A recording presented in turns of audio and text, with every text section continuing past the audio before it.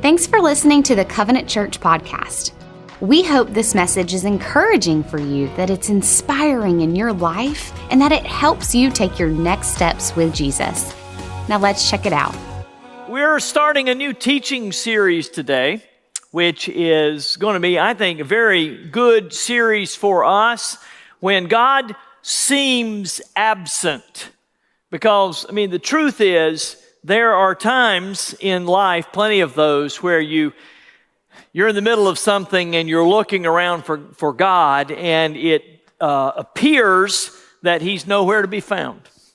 Or it seems like, He could be doing something to fix your situation if He wanted to, right? Or if He had the power to do it, sometimes we'd say. Some of us would even say, if He cared about me, He would do this. I think all of us have felt the loneliness of being in the middle of really hard circumstances. And those are times that it feels like God is absent. And so over the next several weeks, we're going to be talking about that particular emotion, what that feels like. And we're going to be exploring the book of Esther in the Old Testament. And in case you didn't know, Esther is the only book in the Bible where God is not mentioned. 10 chapters, God is not mentioned one single time. But it doesn't mean He's not there. Because like over and over, He shows up in those pages in amazing ways. And when we talk about, it doesn't seem like God is there, but He's there. That's the concept called providence. Providence comes from the word provision, and it makes sense when you think about what a providential God means for us. Providence is when God says that He will be with me through thick and thin, and He will provide what I need because He loves me and He's for me. There are times that we've sung songs at Covenant Church, and the chorus just repeats, He is for me. He is for me. He is for me. Because sometimes we forget that He's for us, and yet He is a God of providence. So let me be clear what that means. It does not mean that everything happens for a reason. I hear people say that, like you're on this treadmill and you have no choice. You're just a helpless victim of whatever comes your way from a predetermined plan or path. That's not providence. Providence is also not God causes something here to make something happen over here. Like God caused me to be sick so that I would get it, so He could get my attention. God doesn't work that way. No, instead, providence is when, in the middle of my chaos. All right, anybody in chaos? Anybody know what chaos feels like? Okay, in the middle of my chaos, God promises that He is going to be with me, and He is going to be working on my behalf for my good, even when I don't see it. That's providence. So that's what we're going to be talking about in the book of Esther. So what do you say we dig in? Today we're going to cover the first 2 chapters of the book of Esther, and for time's sake, I'm not going to be able to read every single verse, but I'm going to encourage all of you to go home and read every single verse.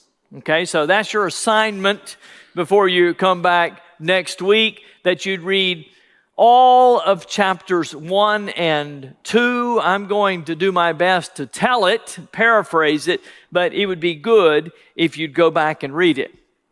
As you begin in chapter 1, you'll see that the book of Esther is set during the reign of a king, and the man's name is King Ahasuerus. And He is the ruler of the Medo-Persian Empire, which is the huge empire that followed the Babylonian Empire and came right before the Greek Empire. That would be like Alexander the Greek. So it's a massive empire, and it covers 127 provinces, we read, and it starts in the west in Africa, and it goes all the way in the east to India. All right, so it encompasses all of that territory, including all of the Middle East. It is huge. And so suffice it to say that the person who is leading the Medo-Persian Empire is the most influential person in the entire world.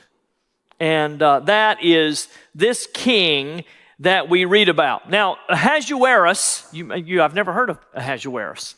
Well, most of us know him by his Greek name, which is easier to say, by the way, which is Xerxes. And because he was the ruler of this huge empire, he was known as Xerxes the Great. And so the book of Esther is about Xerxes the Great and what happens during his reign. Now, when he became the ruler of the empire, he threw himself a party, okay, to celebrate. And this was the party of all parties. It was a banquet that lasted, you ready? 6 months. All right, now that's throwing yourself a party, isn't it? I mean, it was huge. It was a blowout, and all of the providential leaders were invited to come during some part of that 6-month period. And you can read it for yourself, but I mean, if there was a food that you would call a choice food, it was served at this banquet.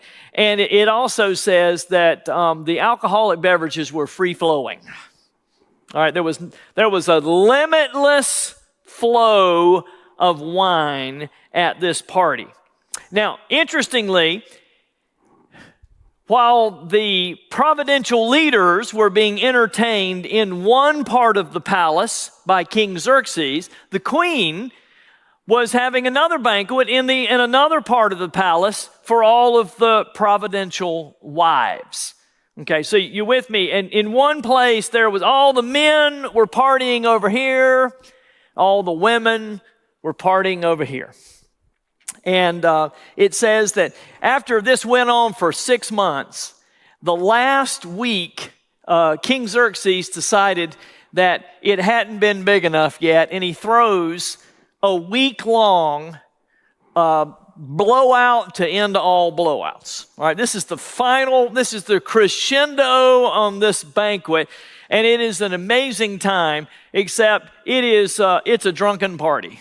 I mean, the king is drunk, everybody's drunk, and the king, in his high-spirited state, comes up with what he thinks is a great plan, and he makes this command out loud, and he commands the queen to come over from her side of the palace over to the men's side of the palace and their banquet, and it says that she was commanded to display her beauty. Now, I'm going to leave that up to your imagination, what he wanted her to do, but I will tell you that it says that she was to come wearing her crown, and it didn't say anything else about anything else. Okay, so you kind of get what he wanted her to do. And she said, jump in the lake. I am not doing that. I don't care who you are. I don't care if you are the most powerful man in the whole world and have 127 provinces and you have all those leaders over there. I don't care about any of that. I am not going to do what you asked me to do. And then and there, he decides that she is not going to be his queen anymore.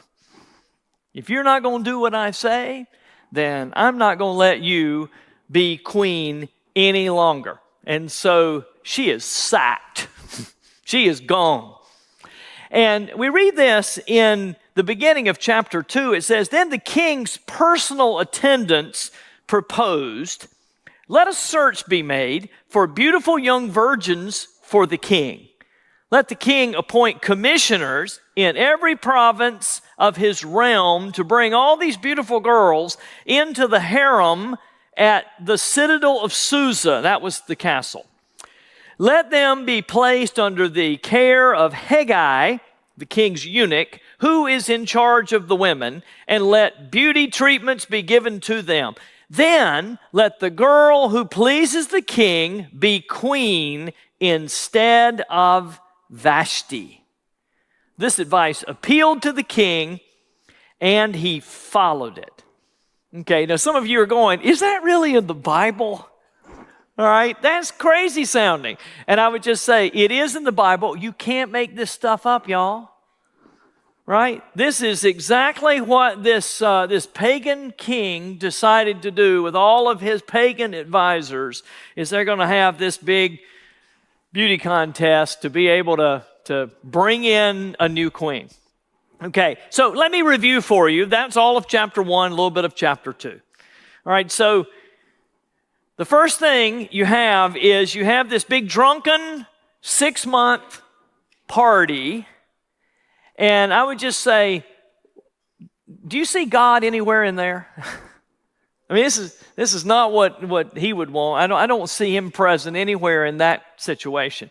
Then we have the king making this demand of his wife, which is so raunchy that she won't even do it. And it doesn't say that she's a godly woman. It just says that even this pagan woman knows that she ought not to be doing that, and she's not going to do it.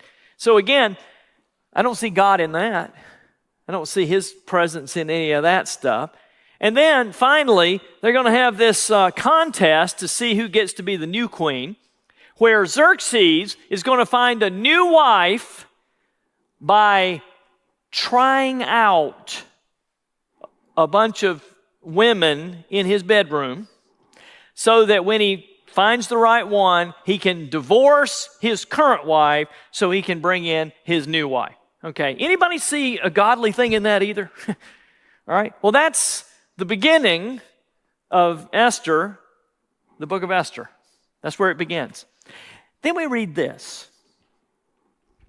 "Now there was in the citadel of Susa a Jew of the tribe of Benjamin named Mordecai, the son of Jair, the son of Shimei, the son of Kish, who had been carried into exile from Jerusalem by Nebuchadnezzar, king of Babylon, among those taken captive with Jehoiachin, king of Judah. Mordecai had a cousin named Hadassah, whom he had brought up because she had neither father nor mother. This girl, who was also known as Esther, was lovely in form and features, and Mordecai had taken her as his own daughter when her father and mother died. When the king's order and edict had been proclaimed, many girls were brought to the citadel of Susa and put under the care of Haggai. Esther also was taken to the king's palace and entrusted to Haggai, who had charge of the harem. The girl pleased him and won his favor. Immediately he provided her with beauty treatments and special food. He assigned to her 7 maids selected from the king's palace and moved her and her maids into the best place in the harem. Esther had not revealed her nationality and family background because Mordecai had forbidden her to do so. Now, by the way, Hadassah means flower, and Esther means star. So you've got this beautiful young flower who Mordecai nicknamed My Lovely Star. And what happens here is that Mordecai's adopted daughter is taken to the palace, and she's placed in the royal harem to await her turn to be tried out by King Xerxes. Okay? Now, let me say this in case you hadn't picked this up. This is not a Cinderella love story. Okay? This is a nightmare for a woman, but especially for a single woman who is a single, God-fearing Jewish young woman. I mean, this is a terrible thing that has happened. She has been brought into the king's harem, and now she is helpless to do anything about it. And Mordecai is also helpless to do anything about it. Now, we would call this a situation, wouldn't we? I mean, this is a real predicament. Often, we call this kind of things that happen to us, we call these circumstances. And a lot of times, when we call them circumstances, they're not good, are they? You know, it's life when it's good. It's circumstances when it's not good. Circumstances happen to us. There are places that we find ourselves that are really, really hard. So the question is, how do circumstances happen to people? You ever wonder? How do things like this happen to people? And I believe that 3 particular ways are evident here in this little first part of chapter 2. First, sometimes circumstances happen, sometimes things happen because we are not where we should be.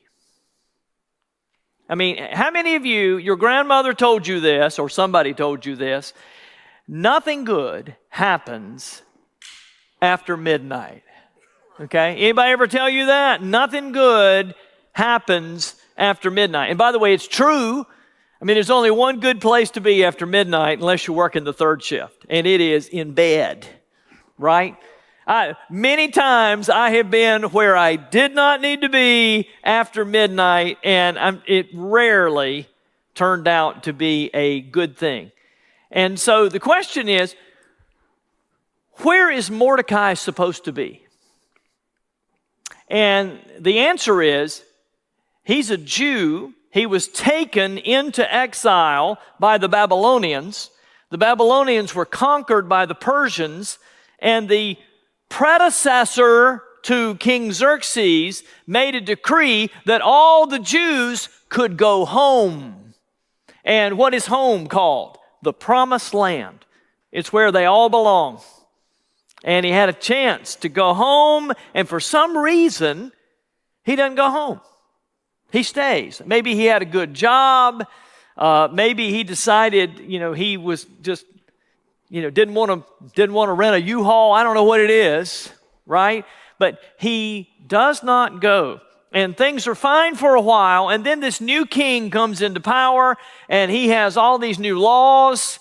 And he's got this one law that says that anybody who is a young fair maiden is going to end up in his harem. And I'm telling you, she would not be where she is if they weren't in the wrong place at the wrong time. It would not have happened to her. Now, let me ask you ever been somewhere you shouldn't have been? With someone you shouldn't have been with? And then you go, I don't know why all these circumstances happened to me. Well, it's because you weren't where you're supposed to be. And, when circumstances come and you weren't where you were supposed to be, it's hard to blame God for that, isn't it? It's not God's fault. It's your fault. A second reason sometimes that circumstances happen, sometimes they are of no fault of our own. And wouldn't that be the case with Esther? Esther has ended up in the harem. Why? Because she's pretty. She can't help it. I mean, she ended up there because she was good looking and in the right age, of the right age. Sometimes things happen to us and we want to blame God for them. God, what are you doing? But the truth is that we just happened to get swept up in what was going on around us. And it really had nothing to do with us. I mean, how many of you had any control over what happened last year? Right?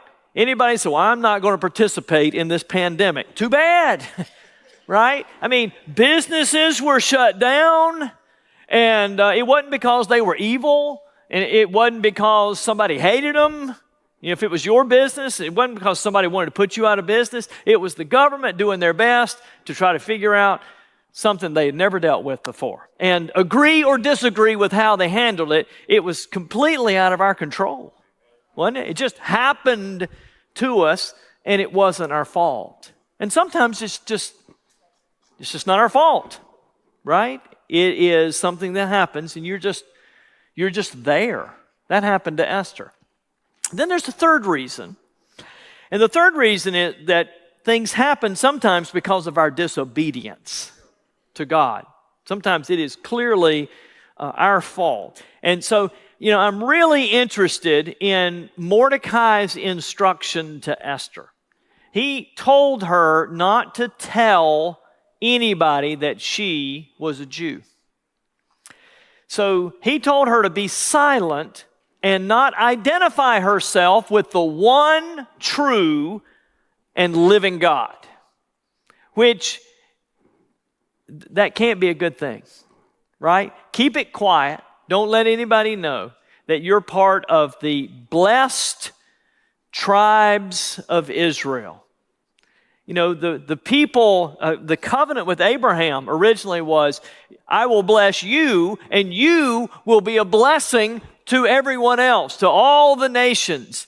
And so he doesn't say, hey, I want you to bless Xerxes' household. I want you to bless this country that we're in. He said, just be quiet and don't tell anybody who you are. And why did he do that? Because I think he was afraid. He was afraid to do the right thing because he didn't know how it would affect him, or he didn't know how it would affect her. But he was afraid. And so he did not do what he should have done. Now, I don't know about you, but I can relate to this one. I mean, many times I have known what I should do, but I didn't do it because I was afraid of what somebody might say or think or do. And so I just zipped it, or I did something else. I did not do what was right. I did not stand up for truth. I did not do what I was supposed to do. I did not honor God because I was afraid. And my fear is not an excuse. Normally, it just brings home consequences, right? And circumstances. And I can't blame God when it is me who has been disobedient. So I think you see all of those here. That's how all these circumstances came about. But then, something happens that is almost beyond belief. And don't miss it. It's pretty amazing. It says that after over a year of waiting, it then became Esther's turn to be taken to the king.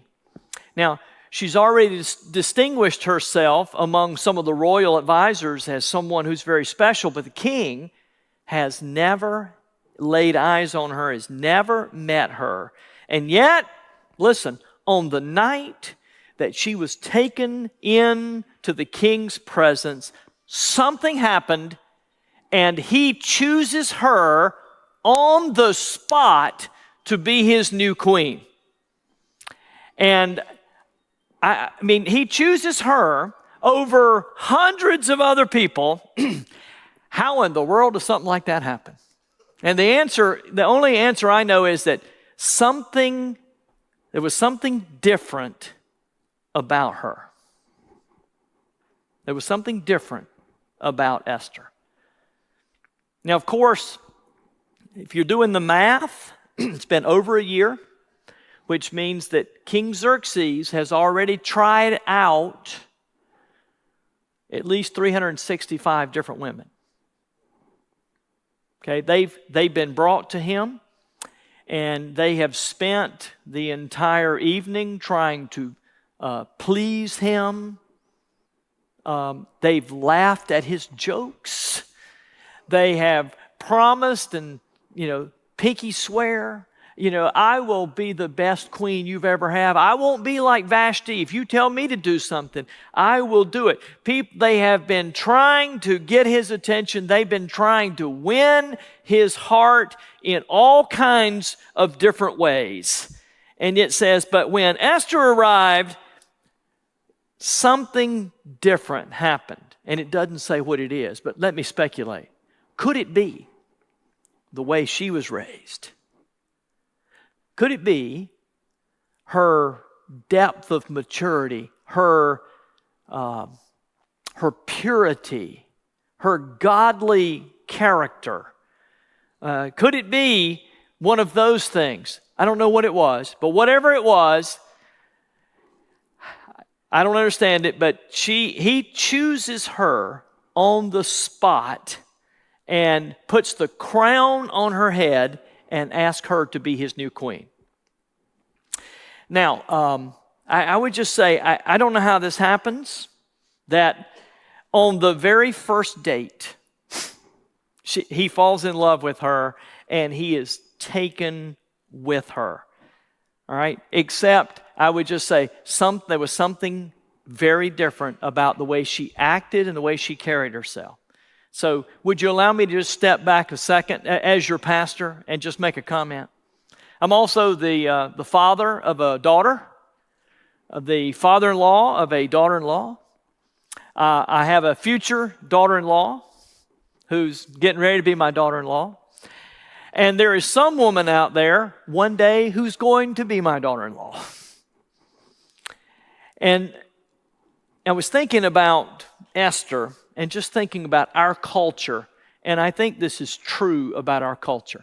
Our culture teaches girls to act like harem girls.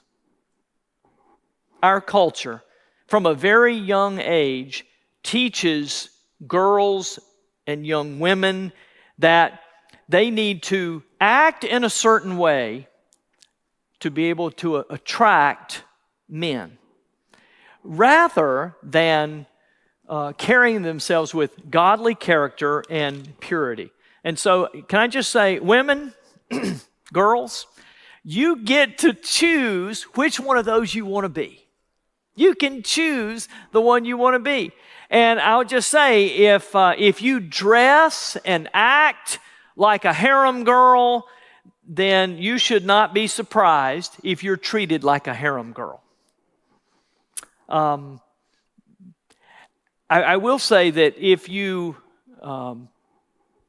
carry yourself with honor and godliness and purity, then that's the kind of guy you will attract. Listen, I'll just tell you what godly men are looking for. Now, are we looking for someone who's pretty? Of course we are, right? But I'll tell you what we're looking for. We're looking for someone who's got depth in here.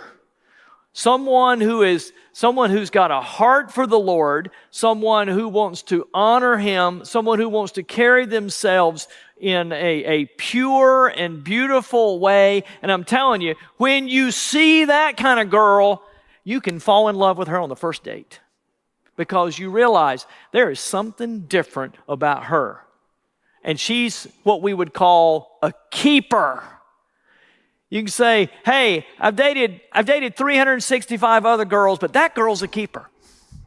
And that happens to Xerxes, even though he is not a godly man. Even though he is not, no way, a godly man. He sees her and he says, that girl is a keeper. And so, isn't it amazing? I mean, truly, it is amazing what happens here. This is not the way God would plan for someone to end up being someone's wife, would it? A beauty contest where you get tried out and all that kind of stuff. I mean, I don't see God in that story at all. And yet, Esther ends up queen of the Persian Empire, y'all. I mean, and I don't know how that can happen unless God had his hands in history. Now, one last thing happens, and it's sort of a footnote, but it's pretty important to the rest of the story, and it's the end of chapter 2. It says this. It says, during the time Mordecai was sitting at the king's gate, which means he's working for the king, Bigthana and Teresh, two of the king's officers who guarded the doorway. By the way, let me just stop there. If you need someone to guard your doorway, you want the guy's name to be Bigthana. Isn't it right? Isn't that great? Okay, so it says, they became angry and conspired to assassinate King Xerxes. But Mordecai found out about the plot and told Queen Esther, who in turn reported it to the king, giving credit to Mordecai. And when the report was investigated and found to be true, the two officials were hanged on a gallows. All this was recorded in the book of the annals in the presence of the king. Now that's pretty cool, isn't it? Here is Mordecai working for the king. He overhears an assassination plot. He reports it to the queen. The queen reports it to the king. She said, I heard it from Mordecai, who is a really loyal guy working for you. And Mordecai gets his name in the official record of the kingdom. And I know you're thinking, well, wait, there's no mention of God here. I mean, how does stuff like this happen? And I would just say it happens like this. We know something about God and his character. And this is the spiritual principle. Listen, God is a God who makes and keeps promises. And in the Bible, God makes promises, and they're called covenants. He makes covenants with people. God always keeps his word, his part of the covenant.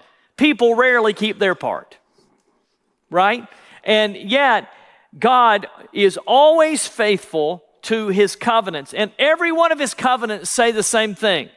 I will be with you every step of the way, and I will provide for you. Does that sound familiar, what we've already talked about? I will be with you, and I will provide for you, even though you don't see me. Even though you don't hear my name's not mentioned, I will be there because I love you. And that is a really important word, to be able to say this. Even when I don't see him working, he's working. Right? Even when I don't feel his presence, he's present. Even when I feel like I'm being crushed by my circumstances, God says, you won't be crushed because I'm holding up the circumstances. Okay? I will be with you, and I will provide everything you need. And listen, and here's the really good news about God. Not only does he keep his promises, but he keeps his promises even when I'm not where I'm supposed to be. He keeps his promises even when circumstances just come on me and it's not my fault. He keeps his promises even when I'm not doing what I'm supposed to do, and when I'm sinning against him, he still keeps his promises to me because he is such a good God, right?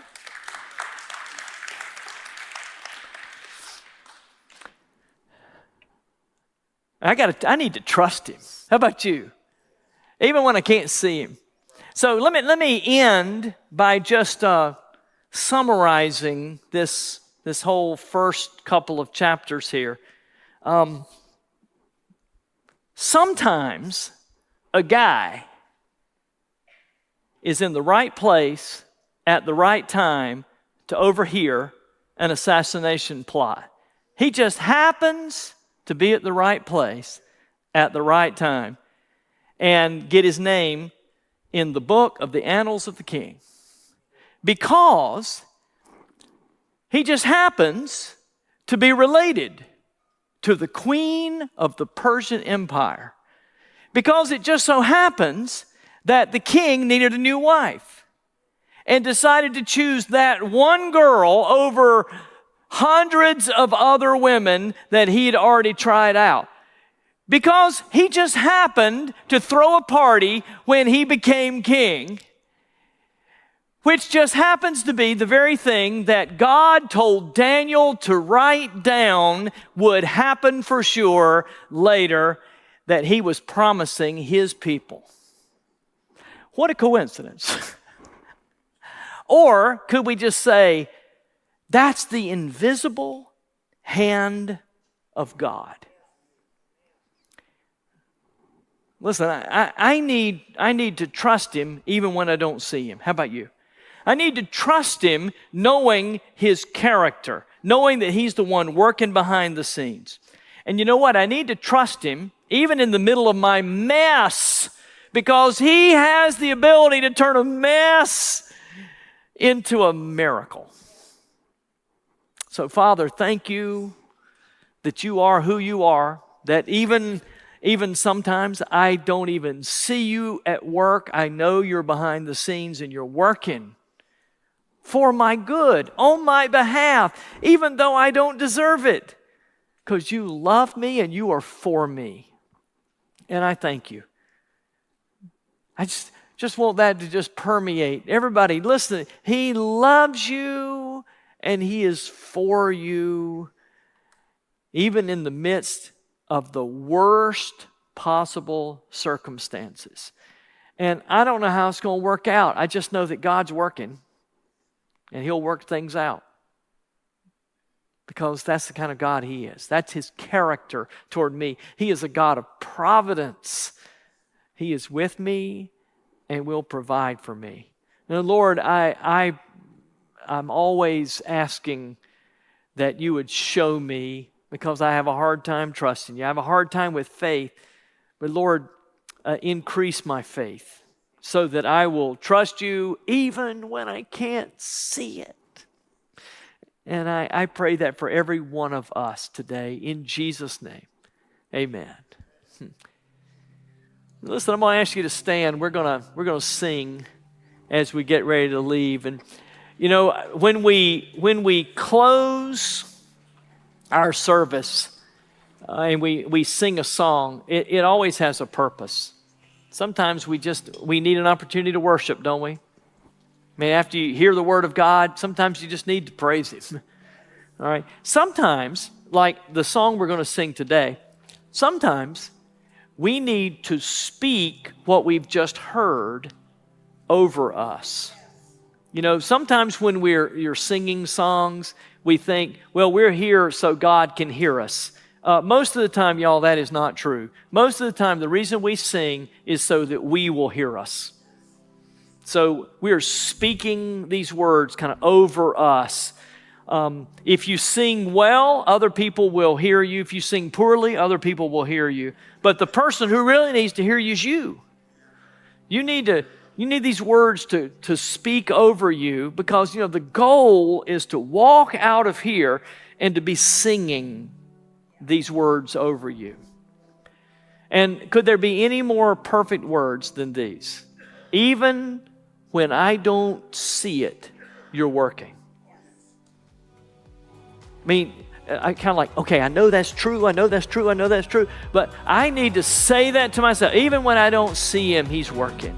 Even when I don't feel Him, He's working. He's working. He's working on my behalf. That's what we're going to sing over us, because that's the kind of God we worship. For service times, or to find out how to take your next step with Jesus, or just to learn more about how you can get involved, head over to covenant.cc or follow us on social media. We hope to see you soon.